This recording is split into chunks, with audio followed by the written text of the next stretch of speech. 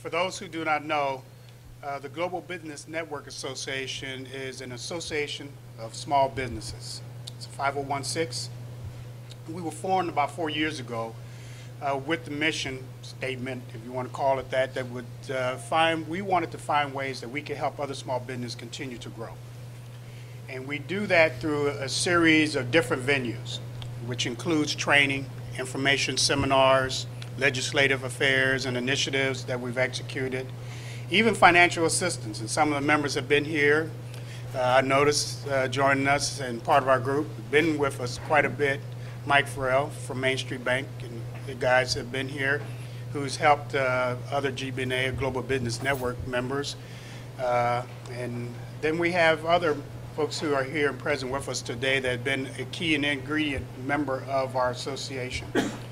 And so one of the seminars that we offered today was one that looked at the 504 program. And what we wanted to do was try to entertain, answer some questions that many small businesses might have when they start looking towards the future, growing and deciding at some point in time how they will be able to purchase, procure their own facility. When this 504 issue came up, I really wanted to put some kind of seminar on so people could really see what this program was about. Dave Perry is going to do a PowerPoint presentation and go over a lot of things that you all need to know about the program. He's an expert in it from the business side. He's with BusinessWise Consulting. John Schotel is with Main Street Bank, and he's also going to help explain some things from the banking perspective as well. One of the things that is common that I see with a lot of small businesses, it's not that they're undercapitalized. That's not really what I see all the time, although unfortunately I see a lot of it. It's not that they lack a vision or a purpose or a mission. The bottom line is that small businesses, whether they're doing $500,000 a year or $50 million or $100 million a year, tend to be renters. That's what they do. At the end of the day, they're paying rent, and they can expense it, which is great, but when they close their business down, you know, and they finally decide to move on, all they really are left with is some office furniture and some Xerox machines and fax machines and computers. That's really all they have left, other than obviously the money they've made while they've been involved in the business. And I think, ladies and gentlemen, this has got to end. This has got to end as we know it. The 504 program is a way to end that. And Dave will explain that to you. It's a way of setting up yourself, either through your business or otherwise, to own a piece of the rock, so that going forward, even if your business is over, you can still derive revenue in perpetuity. Dave Perry is an expert in this area, and he's going to go through, again, his slide presentation about the how-tos with the program. Two things I want you to keep in mind. This is going to be interactive. So throughout the program, if you have a question, raise your hand, we'll recognize you. If we know we're going to get to that answer in a minute, we'll tell you that. Otherwise, we'll take the time right then and there to deal with it. The second thing is, at the end of the presentation, please, I don't want anybody to leave here with any questions. And ask the questions not just for yourselves, but for others, because some people are shy, just don't want to ask the question. Ask it anyway. We're here to explain it. Every aspect of this 504 program. This program is very doable. It's underutilized, especially with a lot of small businesses, a lot of small minority businesses just don't even know about it. So please take the time to ask the questions. So without further ado, I'm going to turn this over to Dave, and Dave will get us started. Thanks, Ken. It's hard to follow Ken afterwards, but again, you know, thank you guys for coming. We just wanted to talk about this program, as Ken mentioned, which is historically underutilized, especially by minority-owned businesses. And to tell you a little bit about myself, I'm a part of GBNA, Global Business Network Association, and I'm also the CPA who does the financial and compliance work for that organization. And I own a consulting practice. We're a 5-person firm, a CPA firm headquartered in Silver Spring, Maryland. And you know, my background is in investment banking, and we wanted to combine sort of the business aspect and the compliance aspect to form a company that would be an advocate for our clients and not just show up once a year and tell them what they did wrong. Instead, we want to be a partner to them as the business continues to evolve. So just to tell you a little bit about this program before we get into the slide, as Ken mentioned, please stop us anytime with any questions, and would love to, spend some time answering those. But this is the way I like to present this to my clients is, when you pay rent to your landlord, that landlord takes that income and gets to deduct a bunch of expenses from it. And he pays taxes on that lower net income that he derives after covering his expenses. So why not be your own landlord? One of the ways a lot of the, larger companies do it is they will form a LLC, which owns the real estate. So they protect the real estate from any lawsuits or anything like that that could come about for the main operating company. And then they lease the company to lease the real estate to the operating company. So the operating company, as Ken mentioned, takes a deduction for the rent, and then when they get the rent, since they're their own landlord, they can pass through all the expenses on their personal Schedule E. So those are two things. You're getting a tax advantage, and you're building up equity in your business, where not only, like Ken mentioned, you're left with some old used equipment, which is usually worthless, but you can walk away with a pool of money that you built, in addition to the other income that was generated in operating the business. So I just wanted to talk a little bit about the program, and then just kind of open it up, for questions and more interaction. So essentially, the purpose of the 504 program is for Small Business Administration to encourage capital investments in the community, to generate jobs, and to expand, economic development.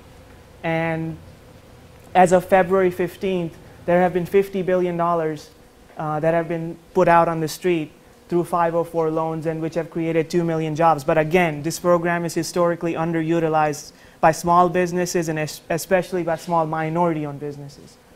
And next slide. So here are some of the benefits of using the 504 program. If you go for a traditional bank loan, and John can correct me if I'm wrong since he knows more about this, but usually, you have to come up with 20 to 25% of equity to put in the deal. Yeah.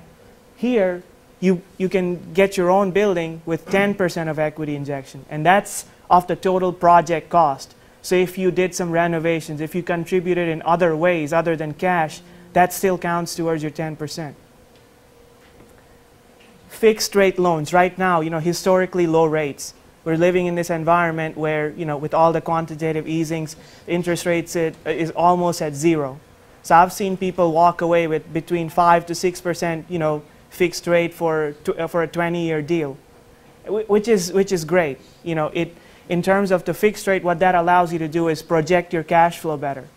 So for 20 years you have this expense, and you can budget around it. Another, as I mentioned, soft costs can be included into the project, and lower down payment. So let's say on $1 million property, 15% savings that you would have by only injecting 10% of equity, you're saving $150,000, which is your working capital that you will need to continue funding the business, growth of the business. Now, here are some of the bad things. There is a prepayment penalty on most of the deals. SBA doesn't allow the lender, correct me if I'm wrong, but the lenders can't put a prepayment penalty, but the SBA does have a prepayment penalty built in. It's for the first half of the project, so it's 10% first year, 9%. Based on the schedule, there is a prepayment penalty associated. So that's something you want to consider, that whether you plan to stay in this building for a while, or is it a short-term thing that you're looking at. Debenture is assumable by another borrower. Let's say if you're trying to sell the property, move on, then that is also a possibility that another business can assume that mortgage. And we can talk about this from a tax perspective as well. There's something called a 1031 like-kind exchange. So let's say, I will use Mr. Davis, for example, since he's the most successful business in here. But let's say he gets tired of the Northern Virginia traffic and the bad weather and everything, and he says, I want to move to Florida, and he wants to get an office space there. If we structure the 1031 like-kind exchange correctly, he can find a property within 180 days of disposing of property here, and if he buys that property within that time, then he can defer the gain on the property that he sold until the new property is sold. So essentially, you're not taking a hit if you're just moving from one location to another, as long as it's a similar type of a property that you're acquiring. So that's something to keep in mind, that there is a way you can get a tax deferral on this as well. Okay, and this is another good thing, is that there are substantial closing fees associated with SBA deals. The one that we did recently, it was a SBA 504-7A combo for a local service company in Springfield, Virginia. And just to give you a little, I'm sorry, I'm just kind of not sticking to the slide, but to give you an example of this deal and how flexible the SBA is, this company had lost money 2 years in a row. Their property was underwater by $300,000, and they needed to, and they had taken out a line of credit to make improvements on the property, which was maxed out, so they had no room to fund the working capital. So we did a SBA 504-7A combo for them, refinanced the property for them, got all the additional soft costs or uncollateralized expenses were put on the 7A, and the company ended up saving about $18,000 a month in additional cash flow, which, from a balance sheet and cash flow perspective, was a way for them to stay in business and still maintain the property. So, if used correctly, this is a great tool. And John can tell you about why the banks would love it, because essentially this is a security that they can package it up and sell it on the secondary market. And since it's backed by the SBA, it's rated highly, regardless of the credit worthiness of the borrower. Here are some of the eligibility requirements, and most businesses in here probably will fit this mold. Is that as long as it has to be a for-profit business, and as long as the net worth of the company is less than $15 million, and they're not making on average $5 million in income a year, which is which gives enough room. Not-for-profit wouldn't work, because this is not meant for that purpose. And now, I'm not going to go through the whole list, but essentially the reason why SBA is doing this is to create jobs. So, what they would like to see, that for every $65,000 in non-manufacturing industries, that for every $65,000 you're creating one job.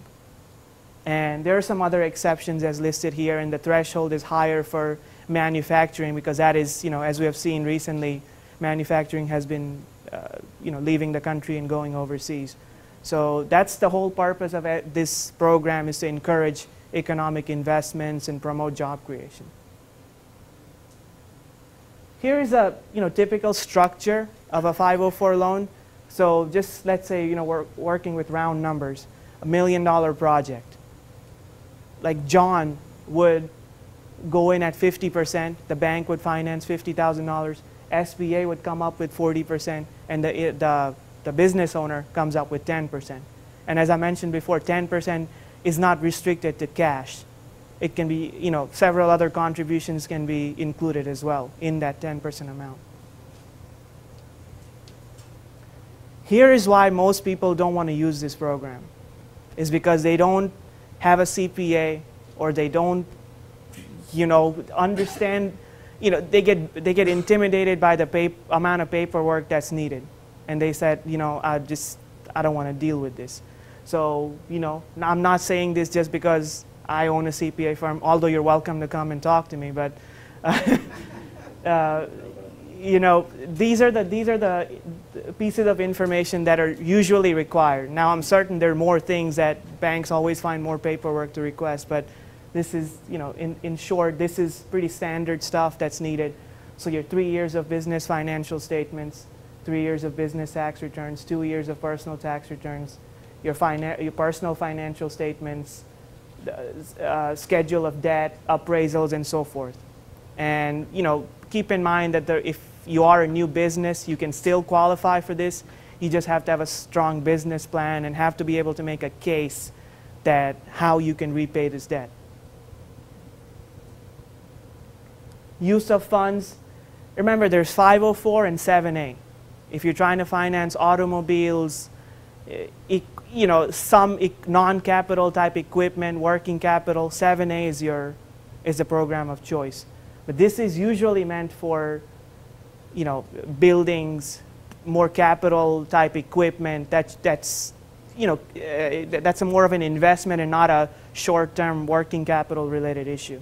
So, I don't want to go through all this. It's pretty self-explanatory. Essentially, capital investment, think 504. Working capital, short-term, think 7A.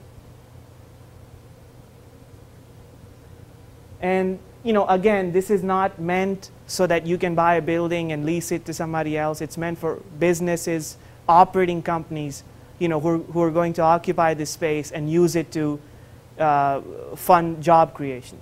So there are some requirements that, let's say you're buying an existing building that, has to be owner occupied, which means majority of the building has to be occupied by the business that's purchasing it.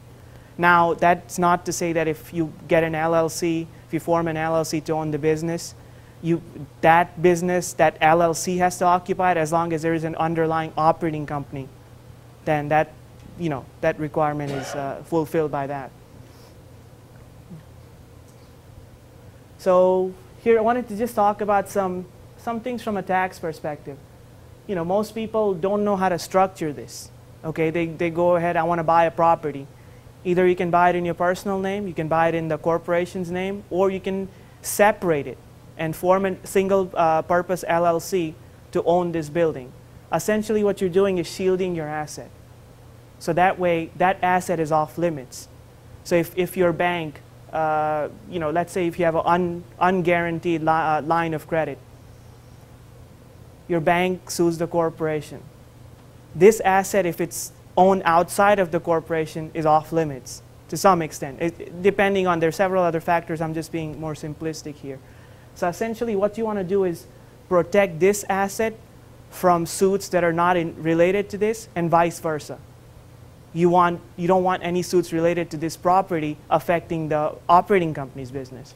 So it's better to kind of, carve out a separate entity and have that entity own the building. And then, what I've advised many of my clients is when you, like I said before, when you pay rent to a landlord, he gets to deduct all the expenses. If he repairs the property, if he pays commission to a realtor to rent it, whatever it is, any credible expense, he gets to deduct it. So if you own the building, then the rent that the corporation is paying to the LLC for use of that property is 100% deductible. Now when that income flows back to you, let's say I'm forming a single member LLC, then it would come back on my personal Schedule E. I get to deduct these expenses. So the income that I get after those expenses is much lower than the total rent that I received. So why not, structure it this way? Because it's beneficial to you. You're getting equity in the property. You're still getting the treatment. You're still getting to deduct the rent. But now you're your own landlord and you're building something worthwhile for the future. Yes, sir. Dave, you may get to this tax question. Is that considered, if you own the LLC and you take the loss, is that passive or active? Loss is passive. Now there are some calculations that if your modified adjusted gross income, which is you add back a bunch of deductions, if that's less than 100,000 and you can prove that you're actively involved in managing the property, which means you're renting it yourself or you got somebody to rent it, you're spending some time taking care of the property, you can deduct up to 25,000 as ordinary loss. So, which is, and I was going to get to that, but thank you for asking that. So that's, that's a great thing for small businesses, that, you can offset not only your passive income, but your, ordinary income with this loss. And if you have passive, a lot of the companies, a lot of the business owners are involved in S corporations where they might have a passive interest. where they're not managing members, or they're just essentially passive. And some of that income could also be offset by the loss here. So that's an excellent question. Thank you for bringing that up. And one more point I wanted to make is from a tax perspective, let's say you're a C corporation. You're most likely paying a higher income tax than you are, as an individual. So your rent, which is, a fully deductible expense, you're getting more of a bang for your buck because, if I'm paying $100,000 in rent to myself and my C corporation is paying 35% interest, then that's, I would rather take an expense, more of an expense there, and pay lower, show a lower income on a highly taxed entity than I may be taxed on my personal level. So that's another thing to keep in mind for if you own a C corporation. And this is, again, I keep coming back to this, is why rent when you can buy your own property? I mean, and there are several other tax benefits like Section 1231, which essentially to promote this type of investment, what that says is, let's say, I want to sell the building. Then what that would do is, and I'm being simplistic, because there are several other factors, so if any of you wants to talk to me afterwards, I can go into detail. But essentially, what the IRS does is it says, okay, on a business property, on a real property, I go ahead and sell the property. Then if it's a loss, then I can take it as an ordinary loss after offsetting all the other income in that category. But if it's a gain, I get the benefit of taking it as a capital gains, which at least for now it's 15%. We don't know what's going to happen next year, but at least for now it's 15%. So you're getting best of both worlds from that perspective. And another thing with renting, you often have escalation clauses. Rent will go up. In this, your mortgage is fixed. You put it to bed for 20 years, and you know what amount of cash flow you're going to require to, to cover this expense. And I'm sure all of you know this, but interest is a deductible expense. So for your LLC, or if you own the building yourself, that interest expense is fully deductible. That's another thing to keep in mind. Yes? How long is it how long term is the SBA? Sorry, what was that? Term, how many years? They'll go up to 20 years, from my understanding, yeah. And John, correct me if I'm wrong. The 504 typically lasts 20 years, yeah, on a piece of property. Yeah. 504 can also be used for large pieces of equipment, which typically those are only like about 10. But for real estate that we talk about here, 20 years. Mm-hmm. Unlike the general typical commercial one, Usually balloons. Typical conventional would balloon in 10. Yeah. Sometimes it's typically set up on a 20 or 25-year AM. Right. But all the commercial loans that we have as real estate, I mean, typically balloon in 10 years. So that's one of the great advantages of the 504 program, which the 504, in the case of real estate, is a second trust behind the bank's first trust. But it's a good below market rate locked for 20 years. Yeah. And I mean, before new regulation, the Dodd-Frank regulation came out, what was also happening is, let's say on larger projects, banks were issuing an interest rate derivative called the interest rate swap on these properties. Now, with this new regulations coming out, they have several tests that you have to, any guarantor or borrower has to have, I believe, at least $1 million in assets or income. It's one of those items. I was just dealing with this the other day. But before that, what you could do is, and this is another thing, it's not in the presentation, but I want to throw it out there, that let's say you get a fixed rate mortgage with a prepayment penalty. You only have the downside, that if you want to get out, you have to pay prepayment penalty.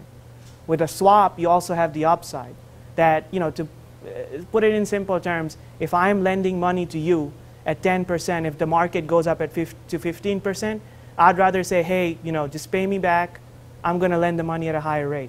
So if it's an interest rate swap, then you could actually be in the money because that instrument is worth something, because the borrower can then get that money and lend it out at a higher rate. So they do a net present value of that, and they will actually pay you money to get out of the mortgage. So that's also another thing to keep in mind for larger projects.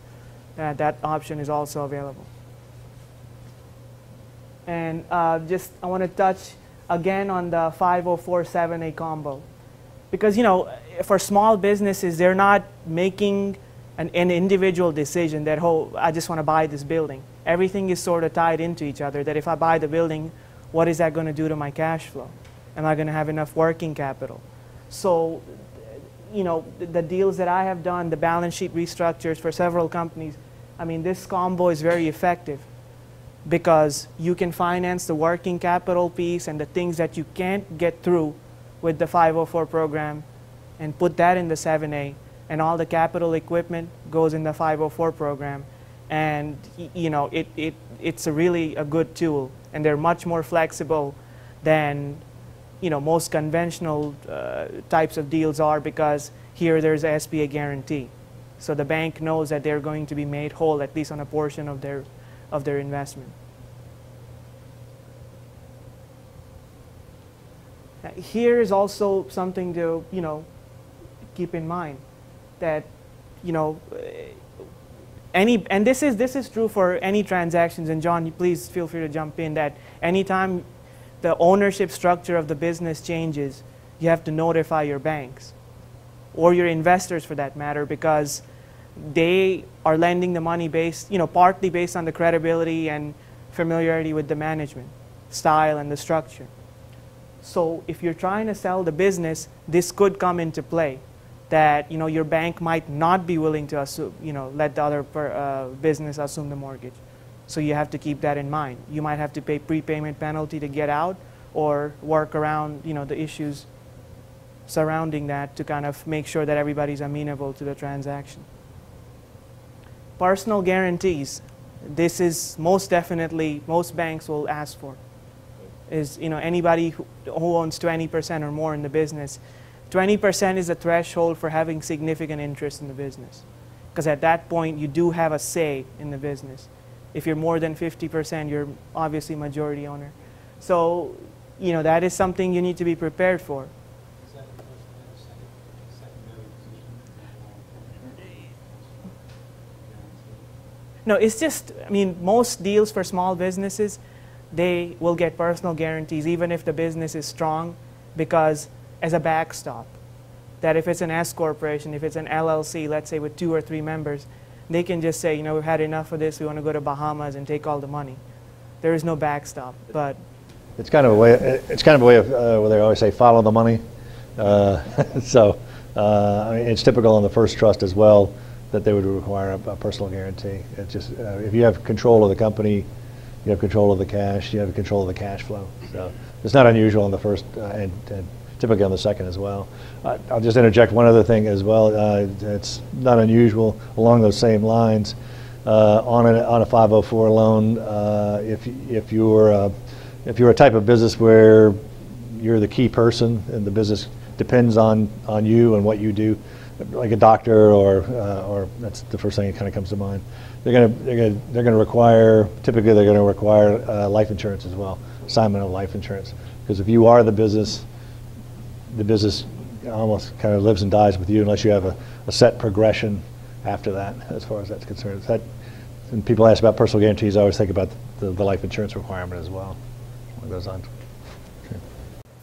so that's one thing to keep in mind, is that, you know, you will be required for that. You know, they will look into the personal tax returns and your personal financial statements, and most likely, you know, that's going to be the case. So the owners need to be prepared for that. You know, if they haven't had external financing before, then some owners might get intimidated that, well, what will this mean for me? And, you know, in finance world, essentially you have to, this is a contingent liability that you're taking on. If I'm guaranteeing a $5 million loan, then that is a contingent liability for me, because if that company cannot pay the loan back, guess who they're coming to next? So that is something that, you know, you will have to report if you're trying to get a mortgage, whatever it is. That's something that will be a liability to you. So you need to also think about that before getting in, getting into this program. And this is another reason why people don't want to deal with this. Is the last deal we did with 5047A, it took us 4 months to close. And it's every imaginable document you can, think of, they will ask for it.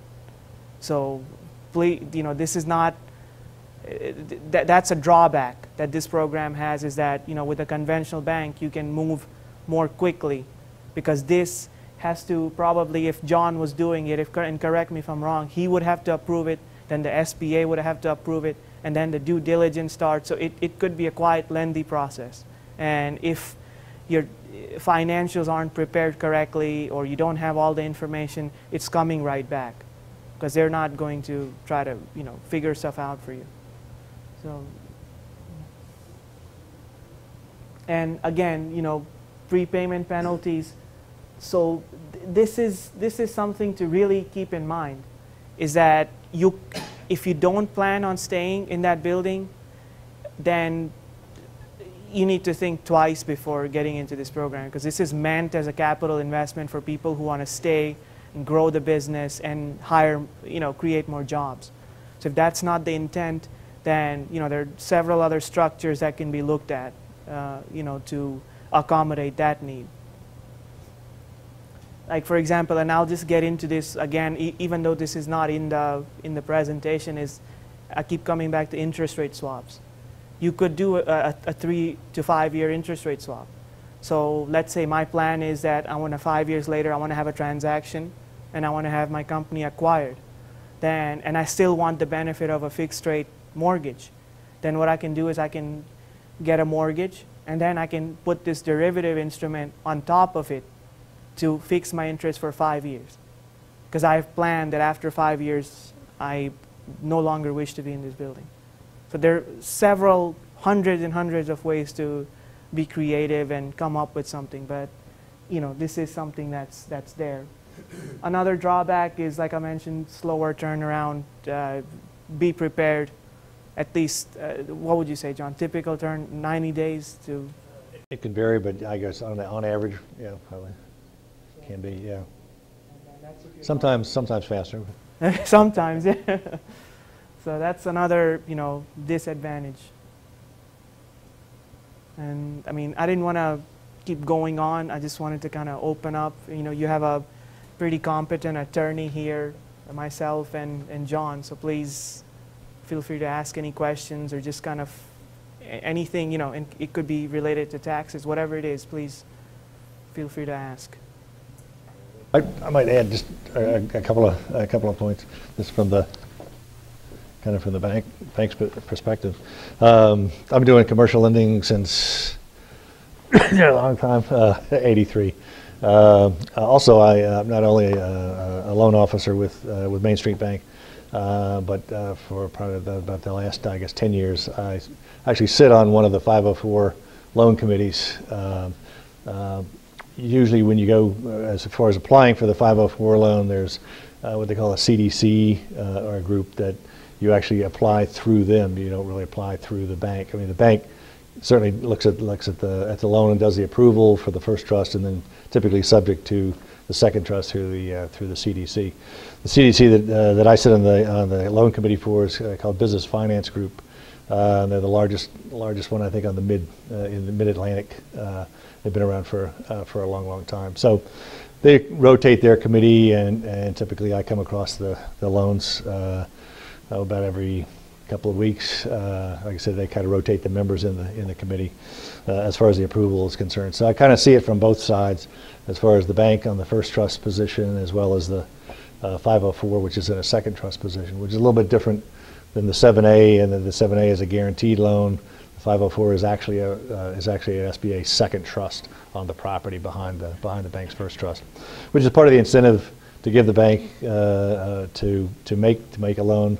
We like having a 50% loan to value, and typically, particularly maybe for a business that's not an IBM, but a community business. We're a community bank, and so it gives the banks a little more incentive from a loan to value standpoint to make the loan, whereas maybe we would be on the fence as far as making the loan, or maybe not make the loan at all. In that respect, the main reason I mention that is just because some people don't realize they're going to end up with 2 loan payments. Not a big deal. We can set it up on ACH and make your payments right out of your account, and so that works very well. Also, as we had mentioned, the 504 program locks your rate, your below market rate for 20 years, and it is a full straight 20-year amortization. Now, typically the first trust is going to be, at Main Street Bank we typically do a 25-year amortization, just to give you a little bit lower payment. It's going to balloon in 10, but it's nice that you have the blend between, you know, the bank rate and a below market rate. When you kind of blend that rate, you're getting a nice lower rate than typically than you would.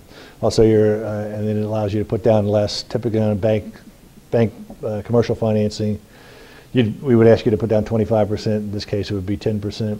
There are exceptions to that. If it's a new business, they would ask you to put down 15% instead of the 10. Still lower than 25%. The only time that actually comes into play as well for 15% is if it was a special use property, such as a car wash, gas station, hotel, something along those lines. So there are times when certain businesses and certain things like that. One of the main reasons I wanted to kind of mention that too is because, as we mentioned before, forming the LLC to own the property. Sometimes people ask me, well, if I'm going to form this LLC to own this property, then that LLC would be brand new, and so then do I have to do 15% instead of 10%? If your operating company that's going to be occupying the property has been around for a while, it's not a new business, then the answer to that is no. So you don't have to worry about, oh, I'm forming a new LLC, and so I've got to put down an extra 5%. No, it would just be the 10.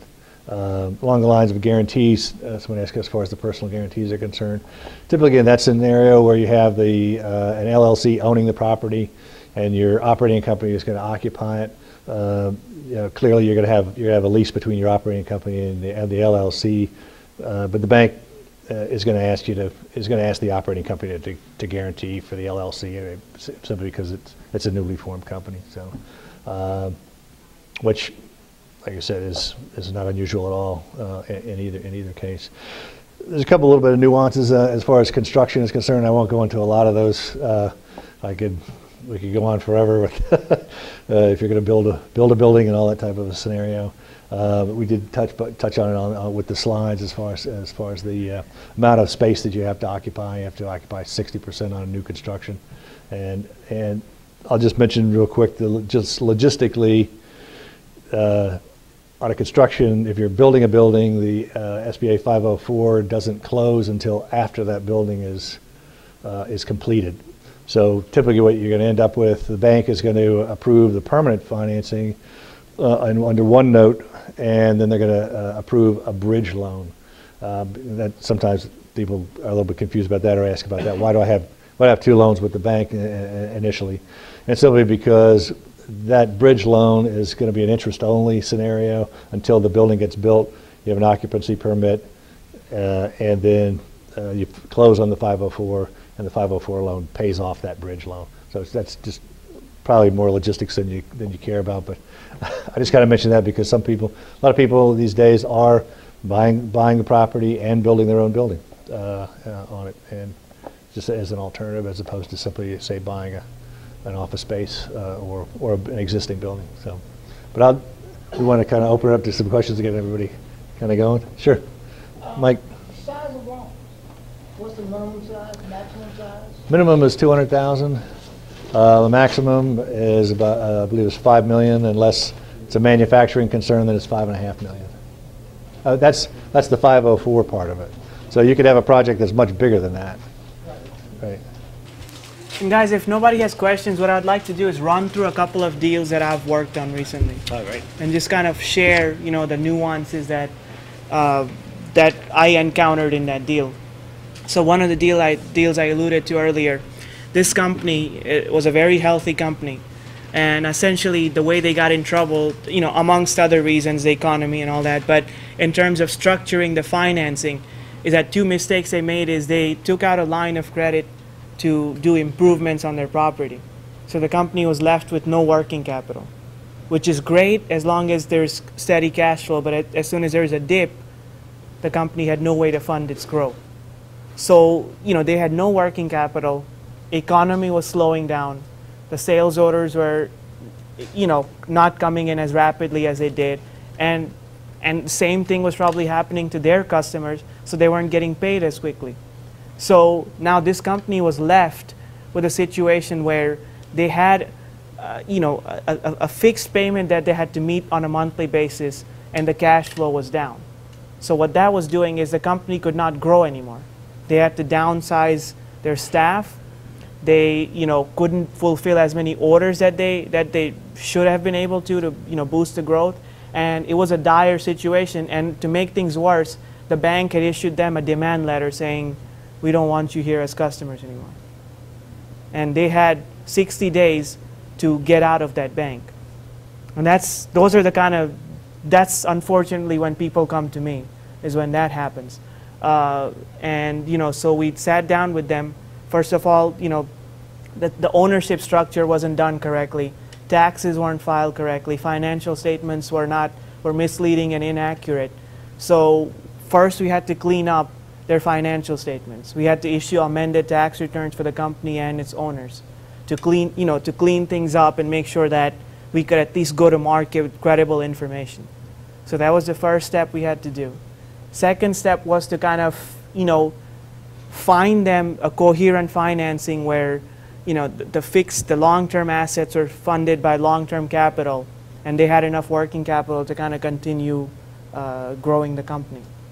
And in this situation, most commercial banks weren't going to entertain this deal. So, so what we did is first we found a private equity investor to come in and put capital into this company. So they would have, at least it would stop the bleeding and they can kind of be in business. And then to build on that, we used the 504 program to restructure the debt on their main building that they own in Springfield. And then they needed a working capital, which after collateralizing this, since they had used their line of credit to make the improvements on the property, the receivables, inventory, everything was already collateralized, so they had nothing. It was a big hole. So to fund that hole, we had to use the 7A program. And it was a pretty complex transaction that we put together for them, and and we're able to get a commitment letter from one of the local banks here, on top of the the investment that was put in by the private equity group. So with that, we were able to work with that bank, get a few more days, and in 4 months we were able to close this transaction for them, which essentially, as I mentioned, freed up several $1,000s a month in additional cash flow, which they can use for the purpose that it was meant for, which is growing their business. And now the company, because of the additional cash flow, they're actually paying down the debt quicker than they estimated. And then the private equity, they're also working on them to kind of see how they can work with them on the warrants and get out of that deal, so they maintain the full ownership of the property. So. Are there any quick exit strategies? So if you were to buy or build a building, let's say it's 10,000 feet, and all of a sudden you're hiring more and more bodies that you need 7 or 8 or 10,000 feet. Are there any quick exit strategies with this program where you could get out of it and get in buy a bigger space, especially in the the federal contract community? Yes. You need people in their seats yesterday. Yes. Is there any ways out of it? Well, the issue that we run into again is the prepayment penalty. To get out of the deal, if you're not into it long enough, then you'll be stuck with could be a sizable penalty. Even if your business is growing at leaps and bounds. Yeah, because the problem is that the issue becomes you have to retire the loan. Yeah. Now, if you're adding to the property, I'm sure that could be funded, but if you're let's say you're saying I want to get rid of this property, I want to refinance my debt, I want to go somewhere else and get a $2 million loan. Then if you have to retire the debt, then you're stuck with a prepayment penalty. Now, you may be able to work with your bank and see if you can extend, increase the loan amount. And from a tax perspective, in that case, you would look at doing a 1031 like-kind exchange, where essentially you're deferring the gain. Because otherwise, if I sold the property right now, I would have to take all of the gain this year.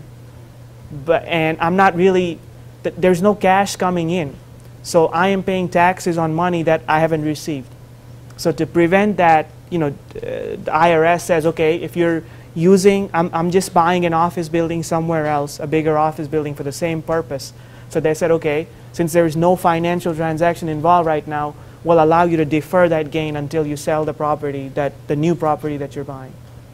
One of the questions, before we get to you, one of the questions that came up is that, excuse me for a second, Please. is the, who should get in this program?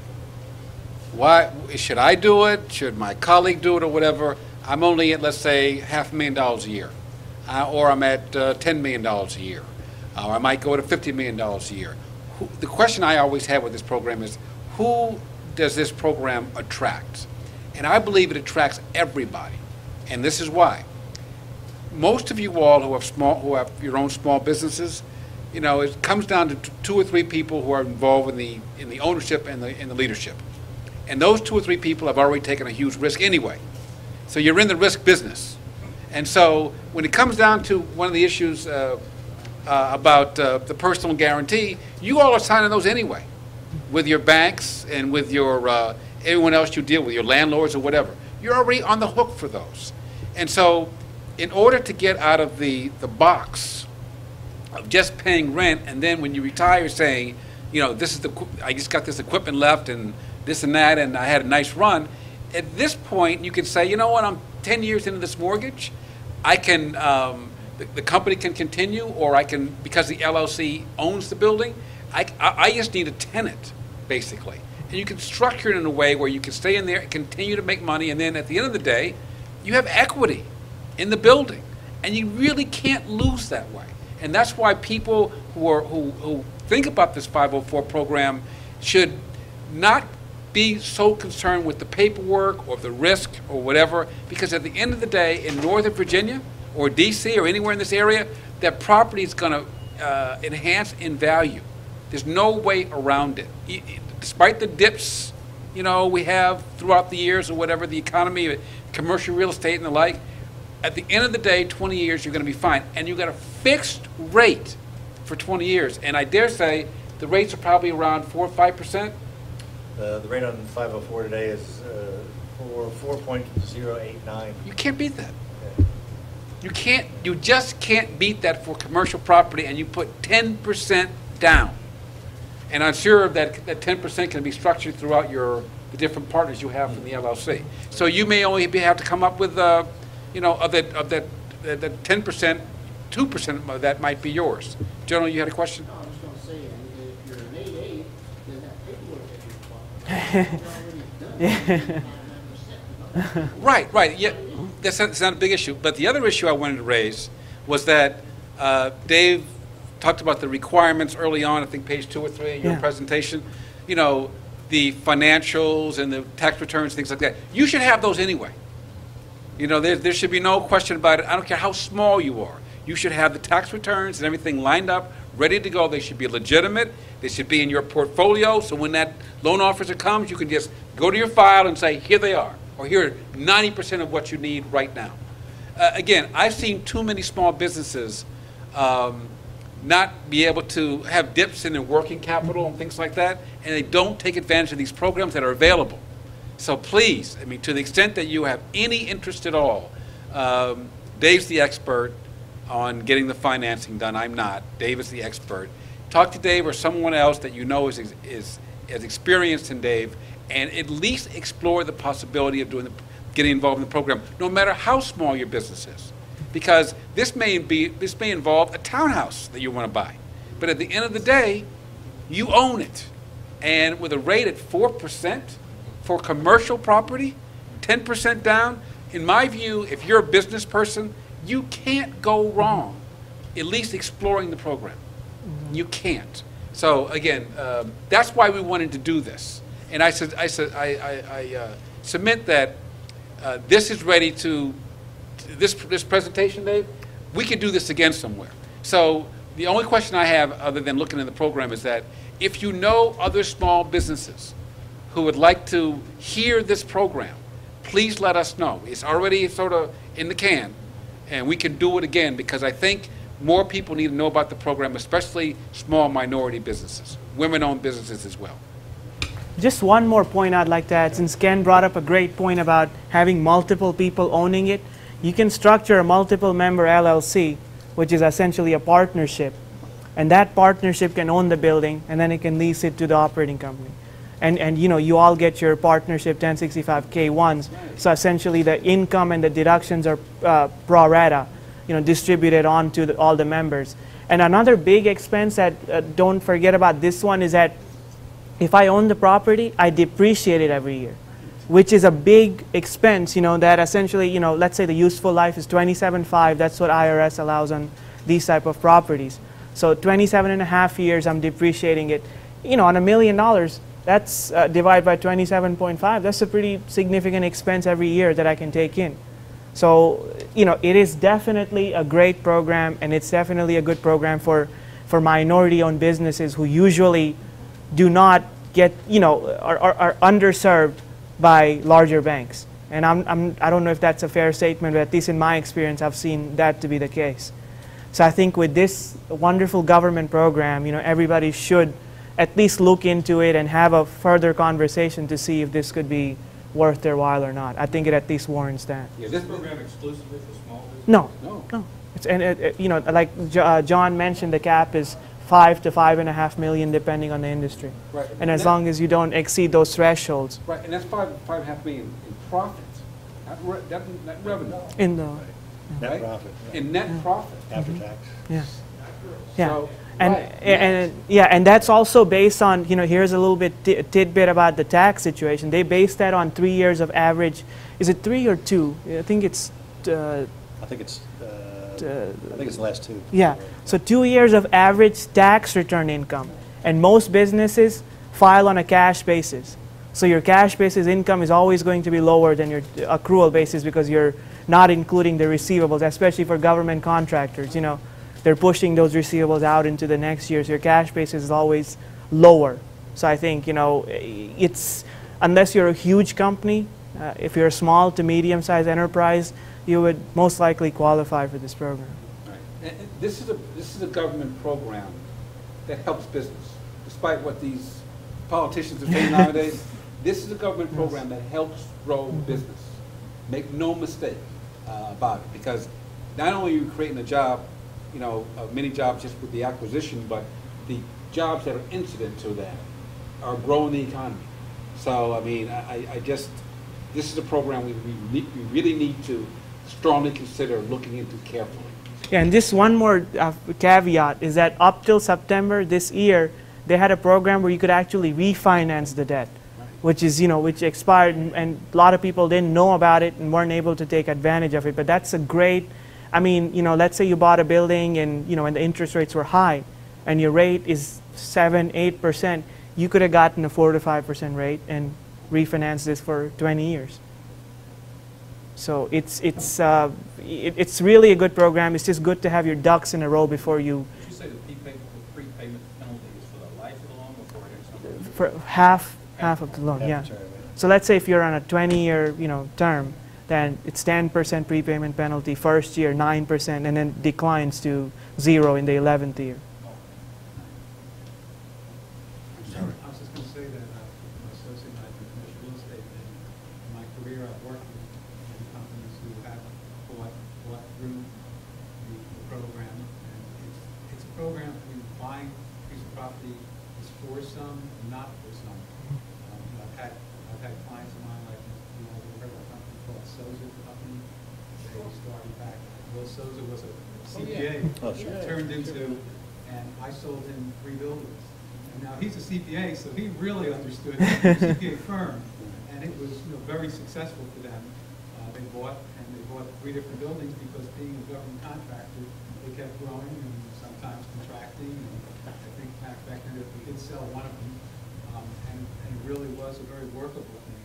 The other thing you have to consider too is depending upon the size of the building, of course, if you're buying a 2,000 square foot townhouse, it's one thing, but if you're buying something of a more substantial size, 20, 30,000, you're buying more than you're going to occupy, although within the guidelines that are there, but you're thinking about growth, which you may need it for your business later on. You have to also determine, like, within your organization, who's going to be that facilities manager, where you need to do it. I guess my point is, for some, it's not for everybody, but it is a great opportunity for it. I've seen where it works, but I've also seen where, for some companies, it doesn't work. And the other thing, too, that you have to consider is like the story that you just told, Dave, is when you have the company that owned the property and got into a little bit of trouble because they had some, I guess, unbudgeted capital items they had to pay for, and all of a sudden, that came out of the working capital and that kind of thing. So you really have to look at it very carefully. Yeah. There's pluses and minuses, and it's definitely the right thing for some people. And it may not be the right thing for other people. Exactly. I mean, in every, from IRS, SBA, this type of activity is encouraged. And you can see that in the tax code, and you can see it in the fact that the SBA guidelines, I mean, one of the things that, I ran into is I had to provide SBA reasoning why using this program would benefit the company. And so, I mean, they're not, this company had lost money 2 years in a row, and they were able to get this financing. So SBA is, as long as there's a plan, as long as you have all the documents, they're more than flexible to kind of listen to you and work with you. I mean, a lot of doctors or attorneys, CPAs, when they come out, they start early. They want to buy the building that they practice in, and they get this financing. So by no means this is something that only a few would get in. As long as you have a reasonable, credible argument to make, they'll work with you. If there are multiple owners and one decides to exit, is there a restructure done? I mean, you have to notify them of, if there's a change in material ownership, your bank has to be notified. And they have to be comfortable with you, and they have to waive, John, if that... If somebody wanted to get, Yeah. if somebody wanted to be released on the guarantee, Yeah. they would have to approve that. Yeah. Yeah, well, let's just talk about that. Let's assume somebody, you get 5 people in your partnership, or your LLC, and one wants to cash out for whatever reason. So not only do you have to notify them, but internally, you've got to deal with that. Exactly. And then convince the bank that despite him cashing out, he's no longer a guarantor. Yeah. Now, can I assume that if you're up front with it and arm's length relationship, no hanky-panky, that's something that a bank would look at and say, look, so long as we know this is what you did, you're not out of the transaction, we'll rely on these remaining 4 people to go forward. Or maybe a new partner comes in or something like that. I mean, absolutely, yeah, we would consider Would that be that. based on the operating agreement, though, that you would have to show them the changes? Sure, Oh, yeah. right, of course. Exactly. Right. But then, once you do it properly through your operating agreement if you're an LLC, or your partnership agreement if you're a partnership, so long as I think you are upfront with it and tell them, this person is going, he cashed out, we gave him his money, but I got a new person, or no one else is coming in, but the remaining 4, we can do this. Yeah. And so, so long as you inform the bank through the SBA and the SBA, I think it's just something, it's just a formality, something you got to do. Yeah. And in a corporation or partnership, you're buying, essentially, it's not the LLC owns the building. So you're essentially talking about, let's say it's an S corporation. I'm talking about shares of the S corporation that have formed. So and that's a more complicated tax topic that we can kind of get into, is that, if 5 people decide to buy the building, then I can either look at it as, I'm selling my share of the building to Ken, or back to the partnership. So as long as Ken mentioned, 4 out of 5 people want to keep the building and 1 wants to go, he sells his share back to the partnership. And that can be structured to, in a proper way to give you some tax advantages that way as well. Right. Obviously, if you're going to get involved in this program, you need a top-level CPA accountant to work with you. This is not for the faint at heart. You need someone you can rely upon who knows the regs and knows the tax code, so you steer clear from mistakes, because they can, like any business, they can happen. But do you know anybody? Raise their hand. Thanks for the endorsement, Mike. And bank. That's right. All right. That's right. Does anyone have any other questions? You sure? So no one is, people are going to leave today with no questions about the program? Yeah, I think- questions, call. I think one of the questions people who attended today would want to know is, can they get a copy of the slides? So they could. Yeah, most certainly. It's on the website and it can be easily circulated. So it'll be on the GBNA website? It's on the GBNA website, yes. Yeah, also just, you can go to SBA.gov, and then there is a tab for, I think it's a CDC/504 program. But certainly our slide program today was very comprehensive and all that. But if you want to go to the government site, that's what it is, SBA.gov, and click on the tab for 504. A lot of good information there too.